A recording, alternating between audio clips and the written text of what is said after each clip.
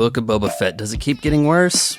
Yeah, spoilers, yeah, pretty much. Before we get into that, go ahead and hit up my buddies at andar.com, makers of fine leather goods such as the Aspen case for the iPhone 13. I'm using mine right now to look at my notes as I say this. And the Mag wallet. Snaps on the back, looks classy. Use my promo code FRY20, save 20% at checkout. So episode 4, we have another flashback in the Bacta tank.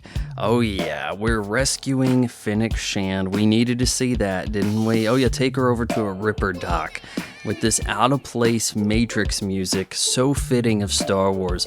Oh, but she's gonna help you get Slave 1 back, except now it has a new name? That's what people are saying? There was fuss about this online. I don't remember this coming up in the episode, to be honest with you. Either way, we get revenge on those speeder gang, right? That took out your Tusken Raider bros? Yeah, that was enjoyable. Seeing the tough as nails, legendary bounty hunter Boba Fett doing something ruthless. Why, we're gonna drop over and do some more revenge. Head over to that Sarlacc pit, drop a nice seismic charge down there, right? Not exactly. This buffoon Boba Fett forgot that he climbed out of the Sarlacc pit with his armor on in the premiere episode. Yeah, so 3 episodes later, we've totally forgotten. Want to climb back down there and see if I can find my armor. Does he not remember getting his shit rocked by the Jawas?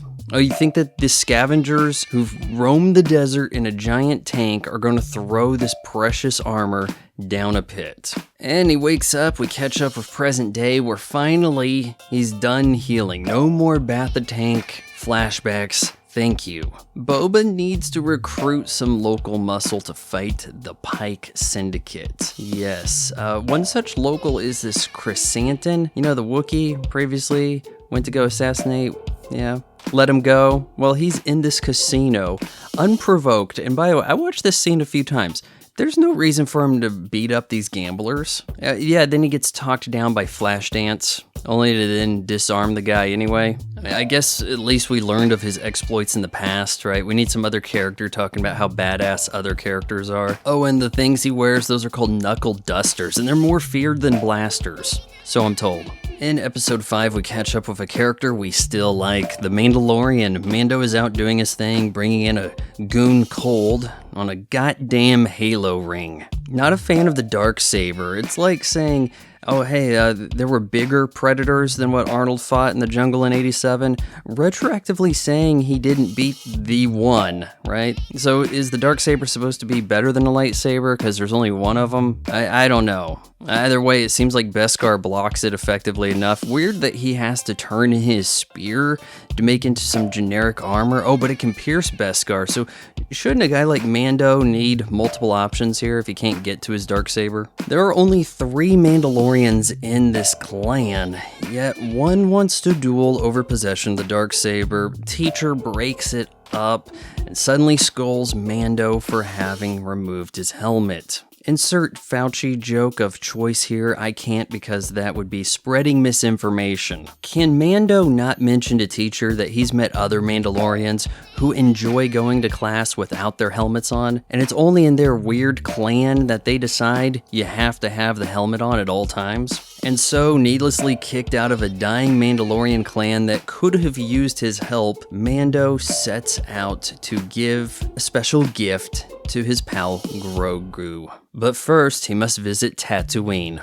I said it right, so make sure you hit that like, comment, subscribe, ring that bell for notifications. Mando gets a replacement for his destroyed Razor Crest ship from comedian Amy Sedaris. Walk out of my apartment door and there's a beautiful mulatto woman on crutches. I swear to God, I'm like, ping, ping, and I said, oh, I'm so sorry. What? They have a long montage here as he builds a Naboo fighter. Not a great replacement ship for a bounty hunter, what with its one seat? Oh, you want those warm bounties he brings in to be strapped to the hood? Regardless, we have a pretty fun flight sequence here as he takes it out for a spin. Oh yeah, by Beggar's Canyon, yep. It may not be a pod race, but it's still exciting. And probably blew the entire Book of Boba Fett budget. Of course, this all leads to being recruited to help Boba Fett, though Mando wants to visit Grogu first. What if Boba's favor is time sensitive? Like, do we really have time for this guy to be leaving the planet? I'm sure the Star Wars weebs really swooned over episode 5. But think about it like this. They had to go out and get a Mandalorian episode to put in their show because they couldn't make a Boba Fett episode good enough. That would be like if Alf had to tag in Miami Vice. Who gets away with this? And who would have ever thought that a Star Wars series needed to have space flight and visiting multiple planets, rather than being stuck on Tatooine, the most allegedly boring, pointless planet that happens to be at the crux of everything in the galaxy. Episode 6, it's another Mandalorian special, well, kinda. We kick things off with the Marshal from Justified confronting some Pikes.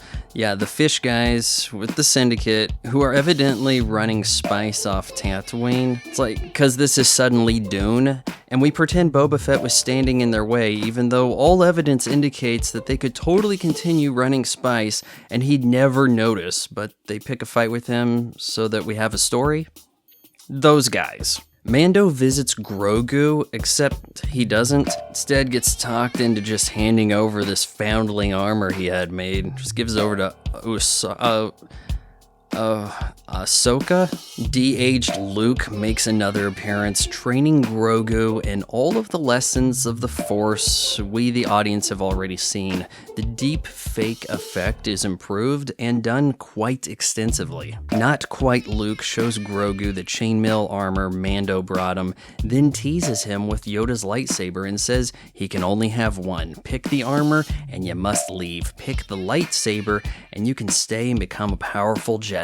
Tough call choosing between knitwear and a freaking laser sword. Either way, we already know Grogu isn't going to be relevant for the next 30 years. Some odd gunslinger comes to town, takes out the Marshal from Justified. Didn't catch his name, but I think he has a crystal skull. Actually, the subreddit says that this is some guy named Cade. I suppose by now I should have realized that this show isn't for someone whose knowledge of Star Wars is limited to theatrically released films and Shadows of the Empire on N64. The Pikes also blow up the casino, taking out Flashdance and the piping hot yellow Twi'lek, so I'm out.